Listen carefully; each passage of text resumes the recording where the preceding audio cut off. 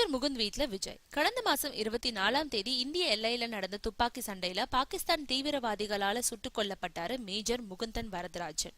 அவருக்கு 48 குண்டுகள் முழங்க ராணுவ மரியாதையோட இறுதி மரியாதை செய்யப்பட்டுச்சு.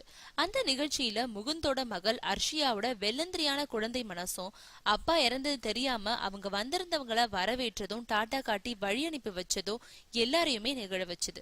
இதை தொலைக்காட்சியில பார்த்த நடிகர் விஜயும் நெகிழ்ந்து போனாரு. அந்த குழந்தைய சந்திக்க விரும்பினாரு. கத்தி படத்தோட முதல் கட்ட பணிகளை முடிச்சு திரும்பி இருக்கும் விஜய் வந்த உடனே நேரா முகுந்தோட வீட்டுக்கு சர்ப்ரைஸா போயிருக்காரு. அவரோட மனைவி தந்தைக்கு ஆறுதல் சொல்லிட்டு அர்ஷியாவை மடியில வச்சு கொஞ்சினாரு.